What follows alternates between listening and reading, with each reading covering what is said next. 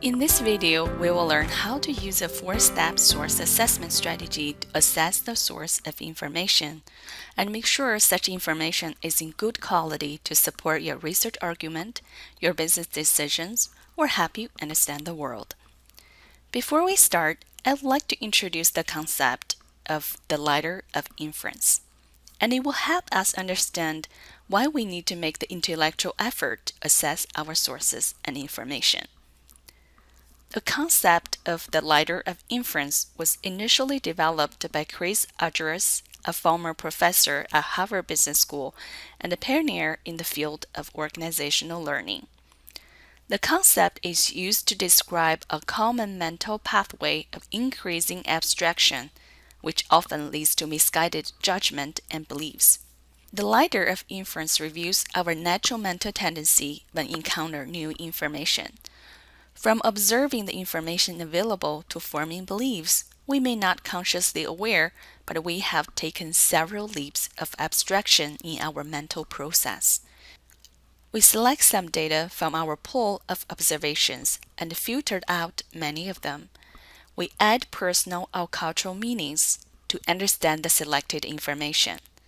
We make assumptions based on our interpretations and we draw conclusions based on what we assume to be true.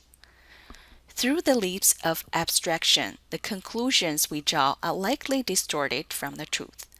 The distorted conclusion may eventually lead us to form misguided judgment and beliefs and take wrong actions. Since our belief tends to affect what data we collect next time, it is a reflective loop. The ladder of inference reminds us, instead of quickly jumping to conclusions, we need to be cognizant of what we select from our observations and make the intellectual effort to analyze and test our meanings, assumptions, and conclusions. The four-step source assessment strategy helps us develop new mental habits to evaluate information sources and avoid jumping to conclusions. It progressively goes through four assessment steps as we examine the source closer and closer. These steps are: assess sources by its appearance, assess sources by some investigation, assess sources by lateral reading and critical thinking, assess sources by reflection. Now let's take a look at it step by step. Step 1. Assess sources by its appearance. Nowadays, we often acquire information and knowledge from the internet. When browsing a website, we can assess the quality of the website from its appearance. Firstly, check the URL and understand the nature of this website. Does the URL indicate the source is a commercial site, a government site, nonprofit, educational, or a site from a foreign country? The URL is a good indicator of the purpose of the website. The commercial website is more interested in selling or promoting a product or service. A trade association or nonprofit website would be more interested in advocating and protecting its institutional interests. The information provided by foreign entities or government agencies may be more targeted to people living in that specific region, so it may or may not best fit your information need. Check the format and see if the source is well formatted and nicely laid out for easy navigations. Check if the source contains lots of advertisements that interfere with your reading. Check if the site is a content farm that produces a large amount of relatively low-quality articles to maximize page views and advertising revenues. The writer of the content farm article usually cares more about maximizing their ROI, the return of time investment in writing the article, and less about article quality and integrity. Check if the source has any glaring spelling errors or grammar mistakes. Check if the source mentions or links to other sources and if the source has a reference list. The sources that are nicely formatted and have fewer errors and transparent about where the information originally comes from often have better quality. After looking at the appearance of the information sources, we need to take extra effort to investigate the quality of the source. we could follow a CRAB test to evaluate the currency, relevance, authority, accuracy, and purpose of the source. Currency. Find out when the content was published or posted and consider if your research topic needs the most current information. Click the hyperlinks and see if they're still working. Relevance. Assess if the source answers your research question. Who is the article written for? Is it written for researchers or some general readers? Is the source too technical or too general for your research topic? Or does the source provide the depth of content that needed for your research? Authority. Who is the author of the article? Does the author have reliable credentials for the topic? What is the author's affiliation? Has the author published the content on this subject before? How in-depth are those articles? Accuracy. Has the information been reviewed by editors through the editorial review, or have they reviewed by author's peers through the peer review process? Is the author's idea original, or is it from other sources? If it is from other sources, are the original sources reliable? Does the language or tone seem unbiased and free of emotion? Purpose. Is the source created to inform your research or to persuade you to accept a certain point of view or to sell you something? Check the About Us section of the source to investigate its purpose. Let's look at this example. Researching industries in Czech Republic. We may easily encounter this article from the World Atlas. Because the website does a good job in search engine optimization, it appears as one of the top results from the Google search. The article is published by Sharon Omondi on May 21, 2019, but most of the years mentioned in the content of the article are outdated.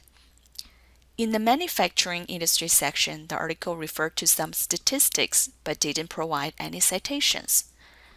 In the Economy of Czech Republic section, it mentions the GDP of the country and the GDP contribution of certain industries, but didn't specify which year the GDP stands for. The link to the author's name provides limited information about the author.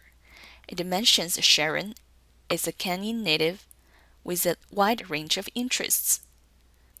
An accountant and financial analyst by profession, Sharon enjoys writing about the world facts and the environment, society, politics, and more. The author is not specialized or trained to provide expertise on industries of the Czech Republic, and she made some editorial effort and created this article. Check out the About Us section of the website. You will find the website claims itself an original online geography resource. The website works as a content farm that relies on editorial pieces to generate revenues from page views and advertisements. So the website is generally designed for people who seek general information on a place. The information on this website is lack of the currency, authority, accuracy needed for serious business and industry research, and also not designed for this purpose. Comparatively, the Ministry of Industry and Trade of Czech Republic publishes the panorama of the manufacturing industry each year to review last year's manufacturing section's performance. The report provides statistics and set sources of original data. The report has 189 pages and offers an in-depth analysis of the industry.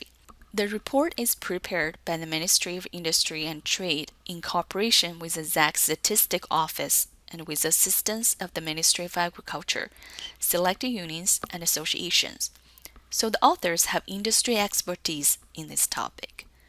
The report is designed to provide some tangible data and evidence to support their analysis, so the information has the quality to support the industry research for Czech Republic. The third step of source assessment is to assess sources by lateral reading and critical thinking. In order to evaluate if a fact or opinion in an article is reliable, we cannot consult a single source or just the sources with a single voice. We need to find and consult multiple sources on the same topic and examine diverse perspectives. finding competing facts and opinions is a good sign of inclusive research. It opens an opportunity to find the truth that leads to more sound judgment. If the source is making certain claims, we should ask if their statements are supported by any evidence. If the source is trying to make an argument to ask you to accept a certain point of view, we need to examine if the argument follows logical reasoning or contains logical fallacies. For example, what's pretty common in the political arena is arguments with attacking the person fallacy, attacking on the character of a person rather than his or her opinions or arguments. It is also common to see the straw man fallacy, oversimplifying an opponent viewpoint and then attack that hollow argument.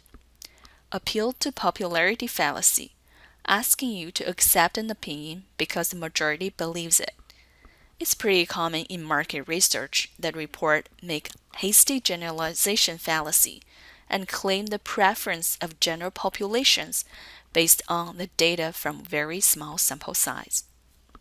If the source provides certain evidence to back up an argument, we also need to examine if such evidence is strong or weak. Is the source based on personal accounts or research? If it is based on research, is the research method valid and reliable? Who funded the research and what are their views of the issue?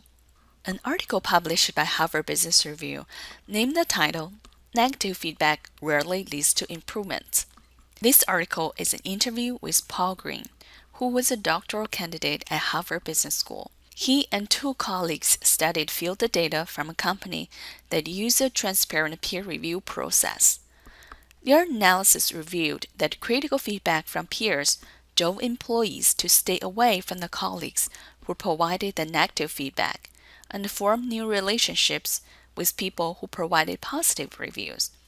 Then they concluded negative feedback rarely leads to improvement. Even this article is from a reputable source and researchers from Harvard. There are still many questions we could ask. The data is from a medium-sized food manufacturing and agribusiness company located in the western United States. How come the data from one company represents all other cases in the nation? Were the results of the negative feedback in this company because of its unique, maybe a closed corporate culture? Or maybe because of the educational levels of the workers in this manufacturing company? Can the results speak for the companies in high-tech industry or other industries? Does it contain the hasty generalization fallacy? The short interview explained that negative feedback from peers leads people to look for new relationships, but there's very limited data to associate negative feedback with workers' performance. So the generalization in this title is very misleading. The fourth step of the source assessment is to use our metacognition skills to reflect our thought process. These habits of mind will help us minimize the impact of the ladder of inference, and these mental habits are critical for thoughtful leaders. Burst the filter bubbles. The later nature of search engine means that it will not intentionally search perspectives that are different from what you put in the search engine. And the personalization of the search tool and media features tends to push you the content that is similar to what you searched for. So long enough, you may live in an information habitat that is surrounded by the same views and voices. So doing unbiased research, we need to ask ourselves if the way we search for information puts us in a filter bubble. We need to actively search for different perspectives and listen to their arguments. Examine our own biases. Reflect if we have brought our own biases into the source assessment. Are we objective enough, and have we weighed the reasons from both sides? Bias is a natural part of the human condition that is born from survival instincts of our ancestors, while biases can be detrimental to our decision-making. Some common biases include confirmation bias, which means we tend to search for, interpret, favor, and recall information in a way that affirms our prior beliefs or hypotheses. Similarity bias involves perceiving people who are of our ethnicity, religion, socioeconomic status, or profession more positively than those who are different from us, which often leads to a negative bias of people who are not like us. Anchoring bias is a tendency to rely too heavily on an anchoring into one piece of information over another when making decisions. Usually, we anchor into the first piece of information acquired on our subject. Availability cascade is a self-reinforcing process in which a collective belief gains more and more plausibility and credibility through its repetition in public discourse. The availability cascade argument works like repeating something long enough and it will become true. Self-serving bias is a tendency to claim more responsibility for success than failures. It may also manifest itself as a tendency for people to evaluate ambiguous information in a way that is beneficial to themselves. Groupthink is a psychological phenomenon that occurs within a group of people in which the desire for harmony or conformity in the group results in a dysfunctional outcome. Group members try to minimize conflict to reach a consensus decision without critically evaluating alternative viewpoints. Realizing these biases is a step closer to avoid these biases and make more sound judgment and decisions. Besides the examination of our own biases, we also need to question our interpretations of the information source. Have we added personal or cultural meaning to understand the information? Are these assumptions or prior knowledge questionable? Lastly, to make a good judgment, we need to keep an open mind towards the information we acquire, seeing the potential for other explanations or reasoning. We need to recognize the disruptive nature of a simple fact and suspend our judgment until we see the bigger picture. This concludes the 4-step source assessment strategy. Hope this strategy will help you evaluate the information for your future class projects and help you become a better business decision maker in your business career.